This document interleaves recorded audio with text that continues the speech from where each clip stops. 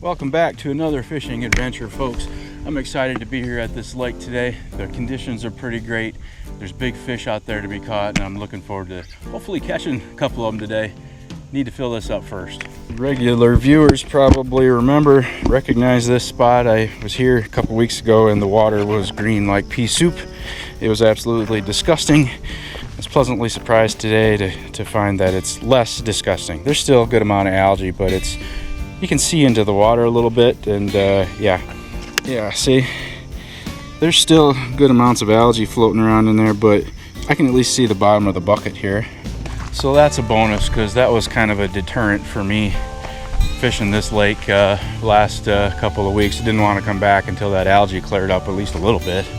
Hook bait for today is going to be spicy sriracha feed corn. That's boiled feed corn. I'm not a believer in the thing about dried feed corn killing fish. I just don't think that's true, and I would probably use dried feed corn for a bait if I thought it would be a decent bait, but it's just too hard to puncture to put on a hair rig, and it's a little bit more appetizing for the fish too. They can at least chew this up if they swallow it.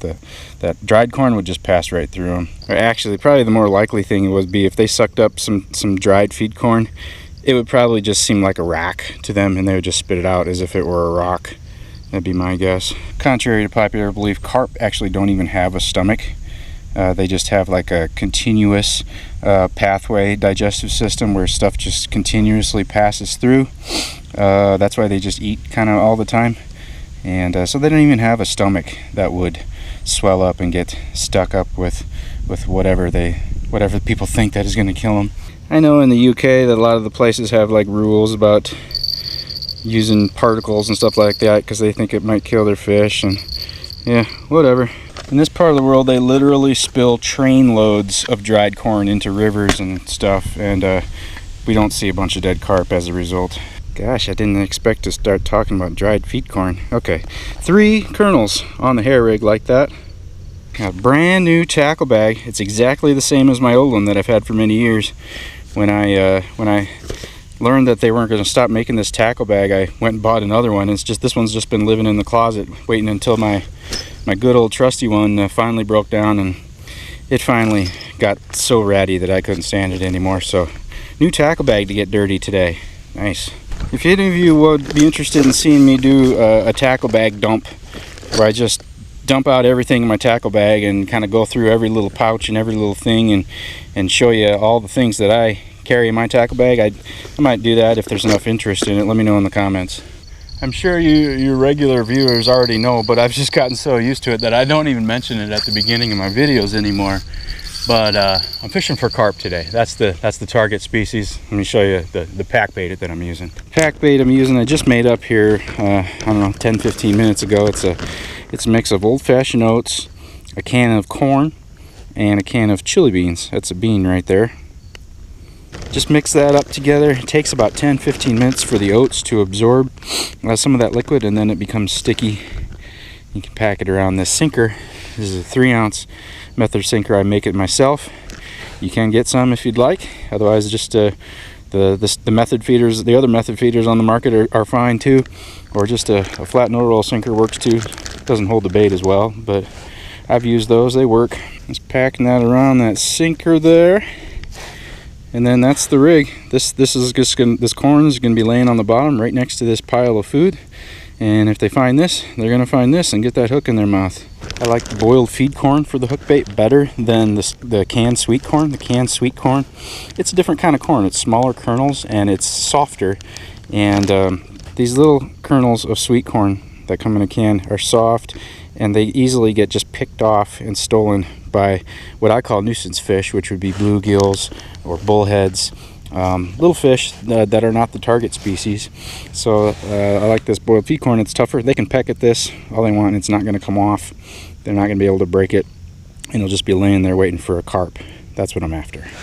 Why am I fishing for carp, you ask? Well, there's a lot of reasons, but the main one, the first thing that comes to mind, is they're just a big, strong, hard-fighting fish that are fun to catch. And around here in this part of the Midwest, you know, really your only opportunities to catch a fish over 20 pounds is going to be a carp of some type. We got channel catfish. They get to about 20 pounds max around there. And we don't have blue catfish. We do have flatheads, but they're kind of, that's nighttime fishing, and they're kind of hard to target, flatheads around here. They're just not that plentiful. Fished here before, and I know I'm going to put it about 25, 30 yards.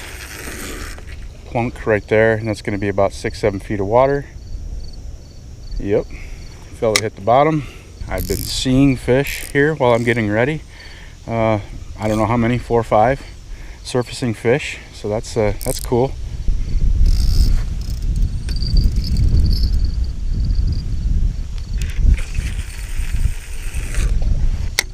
Put that one a little bit closer than the other one, maybe about 20 yards out, just in a little bit shallower water. I like to do that when I first start fishing, just to see if I can notice a pattern, if they're out in a little bit deeper water or if they're in close to the bank.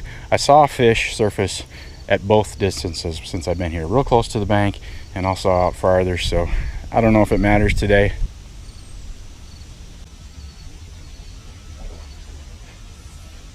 That was a large fish. Did you see that? That was a large fish.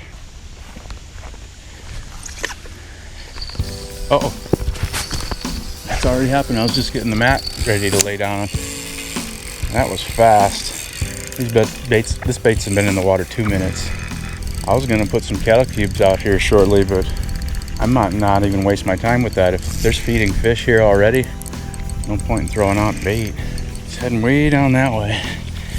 This fish is just a slow plodding, not going crazy.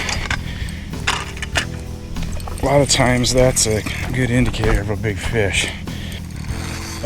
Little fish seem to fight a little more furiously than the giants, in my experience. Haven't had a chance to put the net cam on yet. I'm definitely going to do that today, because since the water's clear enough to see something. And of course he's trying to go back left where he started, but I'm not going back down there. I'm going to bring him back. Where are you? Yeah, there he is. Here he's coming, right here. He's right here. Yeah, that water temp's in the upper 70s. These fish have energy for days. I think they're just eating all day long, and they're just full of spunk. Don't quit. That's another thing about these carp. They will fight 10 times longer than a catfish will, 20 times longer than a bass. These fights go on for a while. I like that.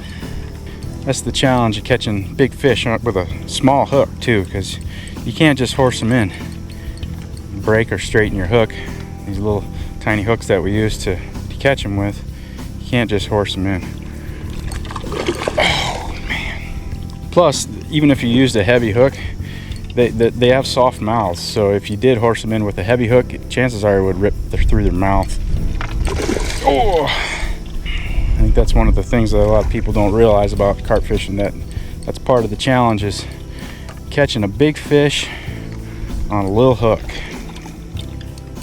Okay, that took a while. He's a fighter. Yeah, pretty great warm-up fish 2 minutes in. Not gonna complain about that. I don't know, 7-8 pound fish. Kind of small, but like I said, great warm-up fish. 2 minutes in, I was kind of thinking if the bite's that quick that my other rod would go off while I was fighting this, but it didn't happen. So we'll see how it goes. Hopefully this isn't a fluke and the bites keep on coming. Thank you. See you later. Why do people use small hooks to catch carp? That's a question, isn't it? Well, carp, what they do is they suck stuff up off the bottom of the lake and sort it out with their mouths. So they have some sensitive mouths. They can pick out pieces of food and determine what's food and what's not. And they could pretty easily, if you load up a big heavy hook with some corn, they'll suck that in their mouth and they'll feel that it's not food. It won't seem like food to them and they'll spit it out. So smaller hook is kind of a sneak attack on the carp. They'll suck this in and not really notice that small hook until it's got them. And the other reason for the small hook is it's not as heavy. It can get sucked up off the bottom easier than a heavier, bigger hook. Because that's how they feed. They suck stuff up off the bottom like a vacuum cleaner, and then in their mouth and their throat they sort out the various particles and exhaust the sand and dirt and rocks and things like that that aren't edible. And then they have these little grinding teeth in the back of their throat that they can grind up the things that are edible. And that's how they feed.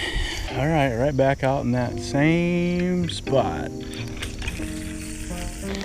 I do have some leftover pack bait that I saw in the fridge this morning before I left and decided to grab it.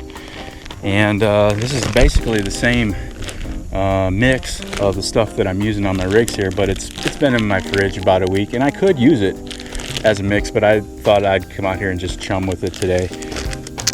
After the bait sits for a while, the sweet feed pellets disintegrate and they basically turn into powder. As you can see, there's no visible pellets. They're just kind of broken up into a powder, and over time it kind of dries out and gets kind of crumbly. And I've used pack bait that's been in the fridge for weeks or more, and just add a little bit of water. It brings it back to life.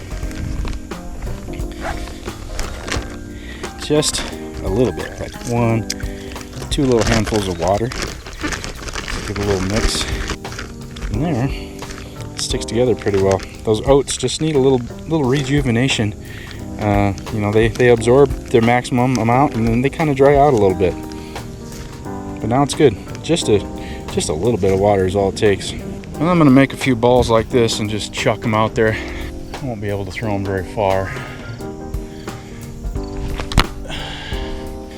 This is a morning session that I'm doing. It's almost 10 a.m.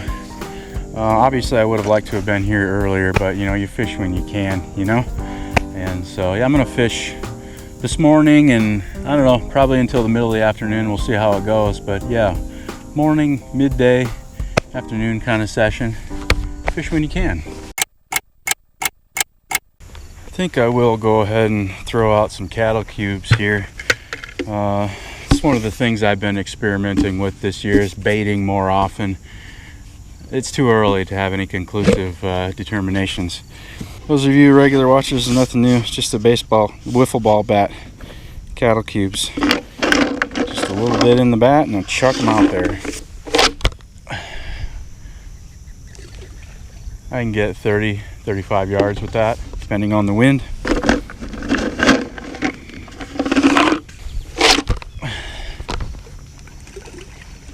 Seems like a sideways swing works better than a over the head swing, at least for me.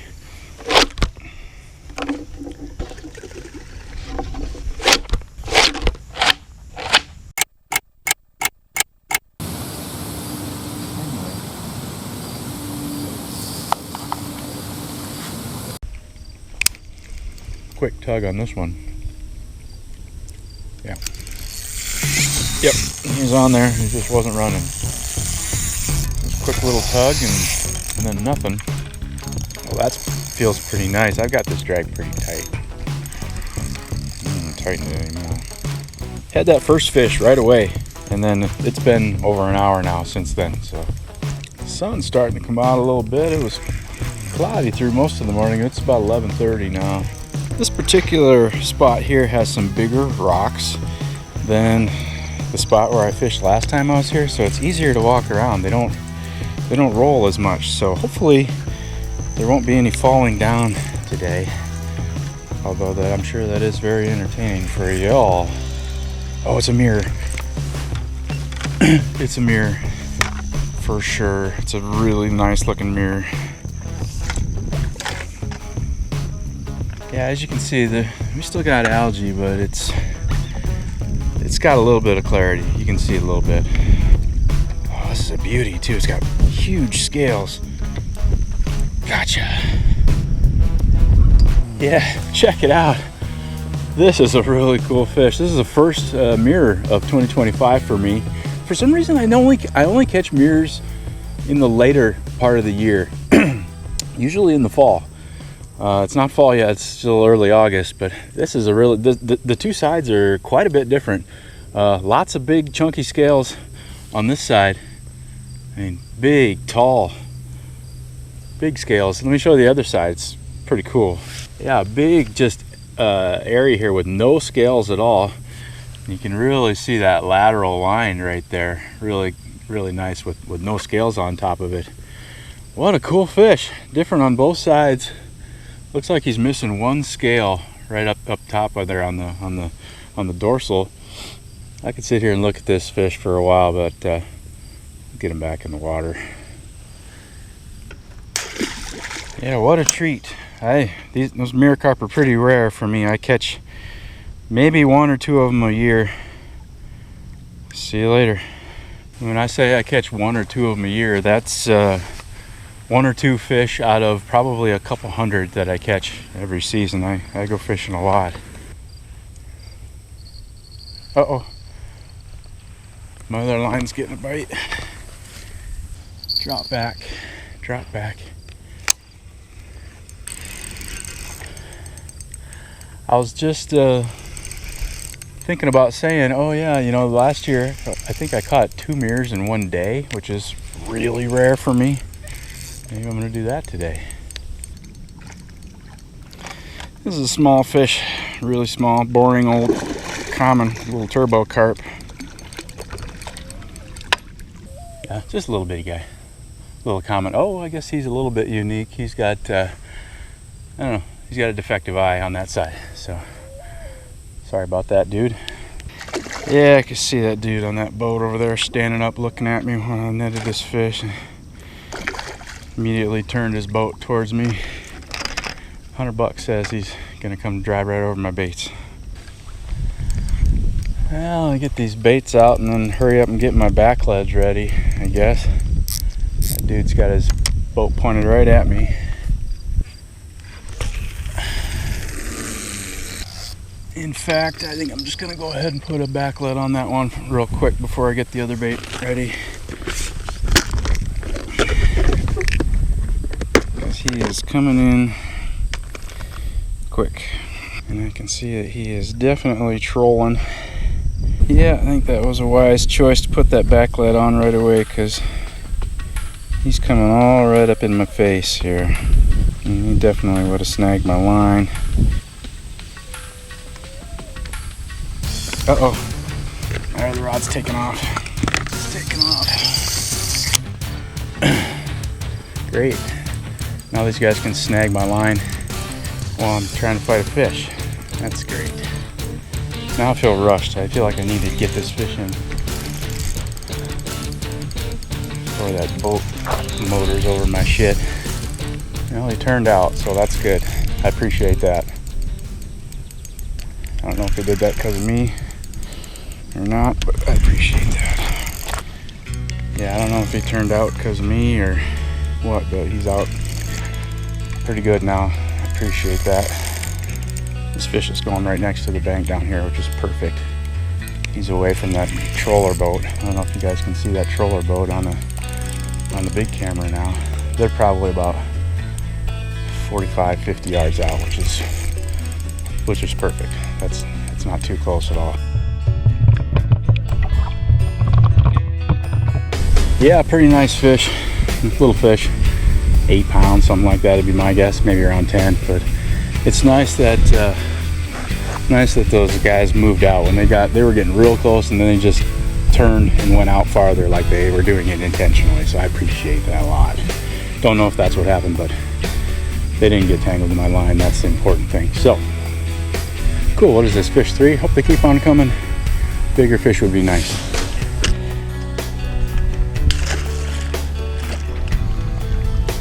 Go on.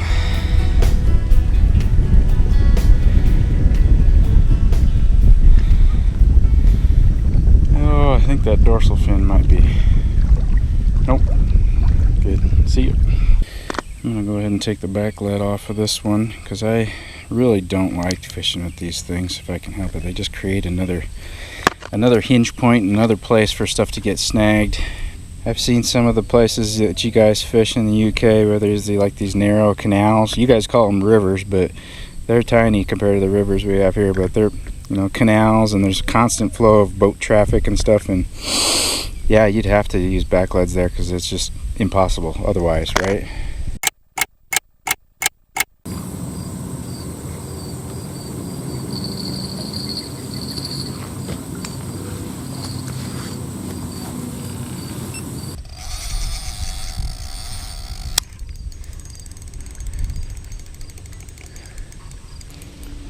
Just swimming right in, whatever it is.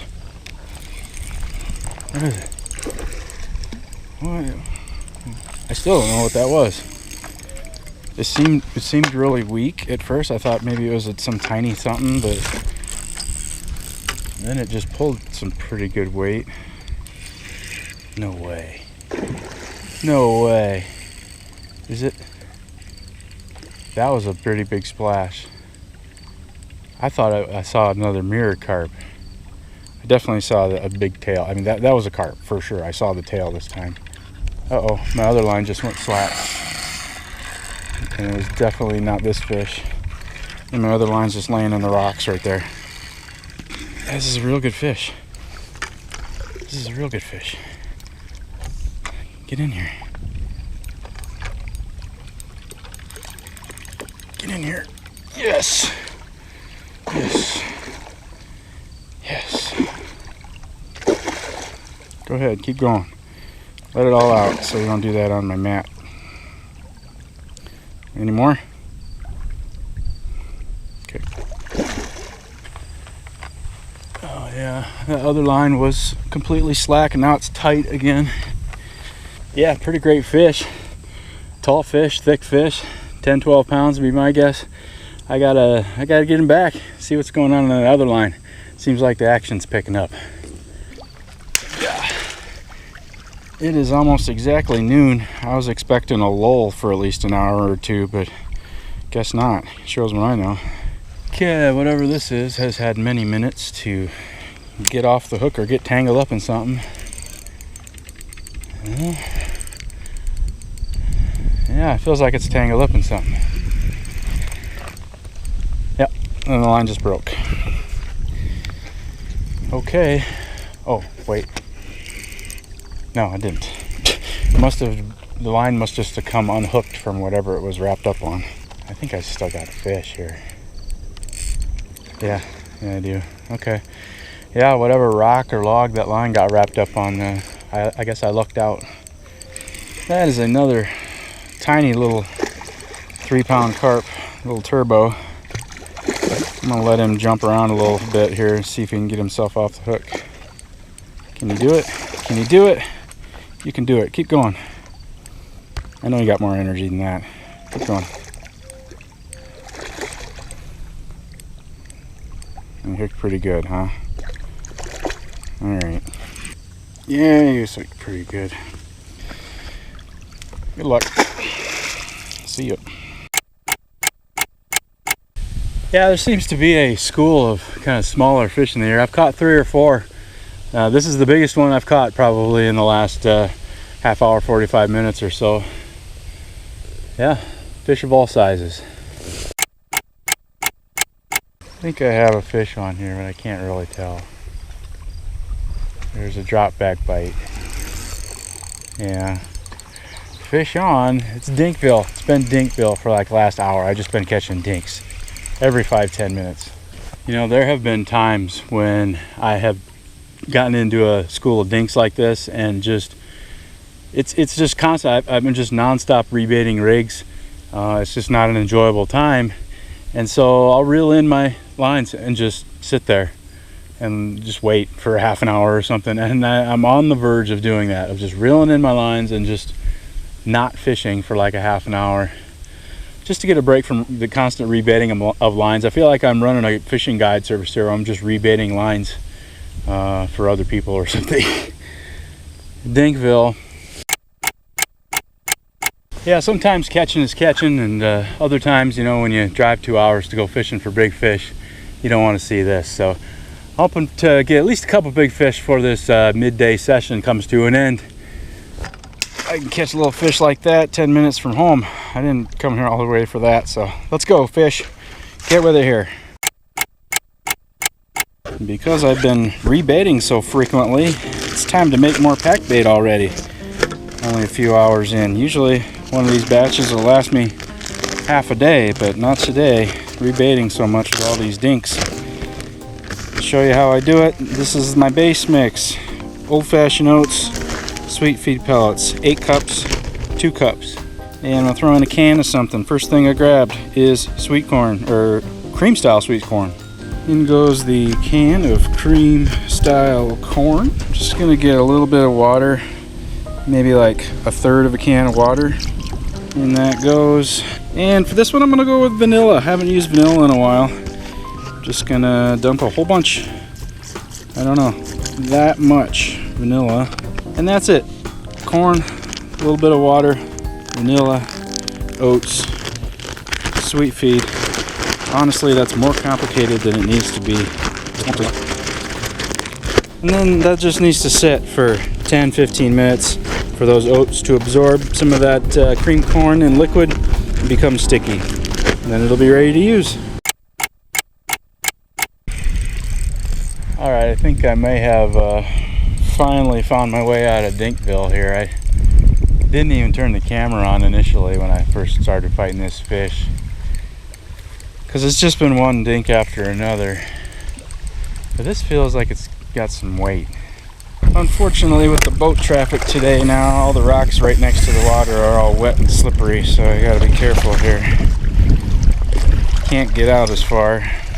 Most of the time when I fish this lake, the average size is in the teens, and those are a blast, catching those all day long.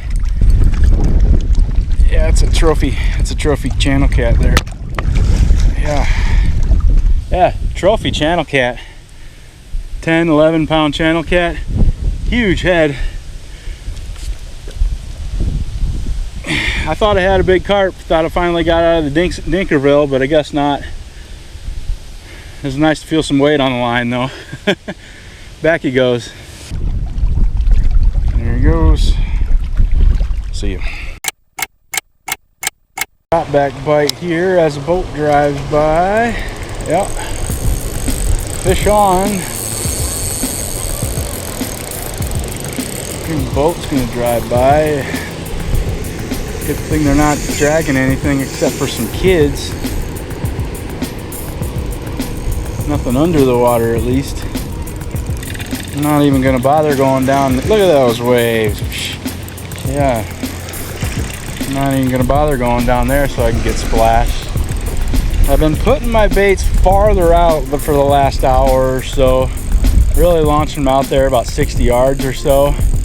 Deeper water, probably 15 feet of water out there.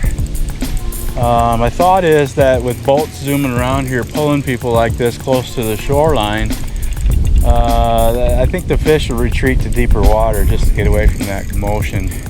I don't know if that's real or not, but that's what's been going on in my brain. That's what caught me that big catfish, and caught me whatever I've got on this here. It feels kind of heavy. There's two boats zooming around in front of me here, and they keep going back and forth. And here comes boat number one. I'm gonna wait till their wake is finished before I go down and try and get near the water here. Otherwise I'm just gonna get all wet.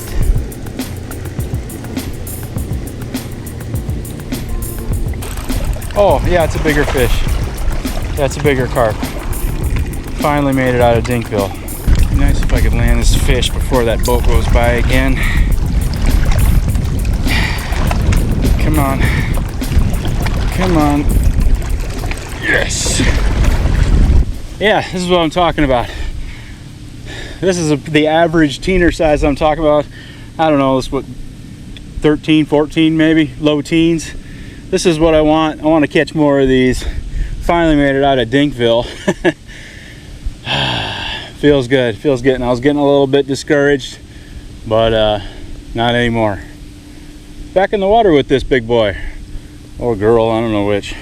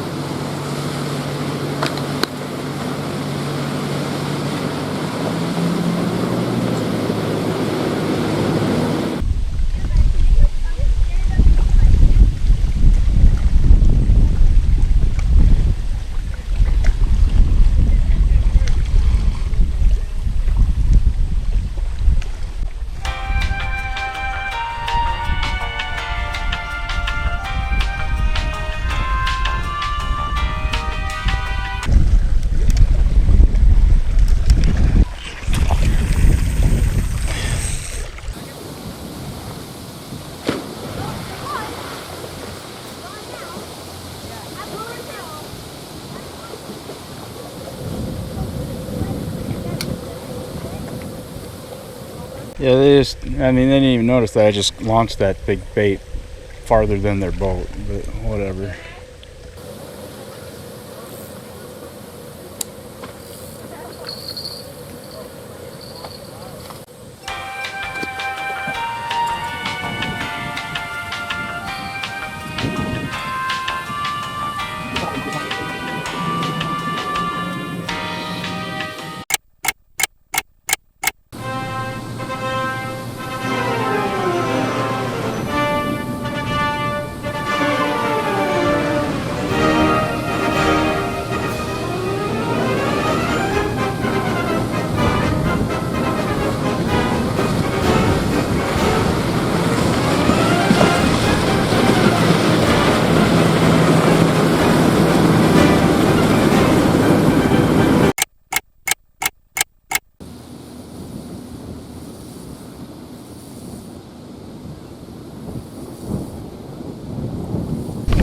Yeah.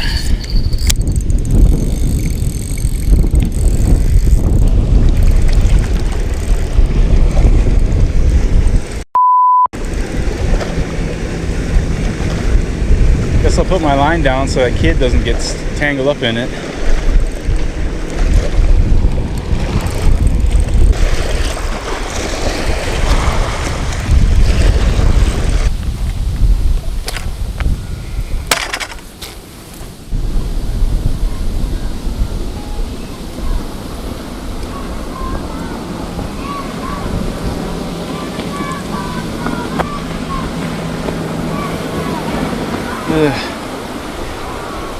You know, I think my favorite part of this session was the mirror carp. That was a nice surprise. Really enjoyed that one. This is going to be the last fish. I'm calling it. Had a few good hours of fishing before the pleasure boats took over the lake, but I've had enough. Heading out. Thanks for watching. I appreciate it. See you on the next one.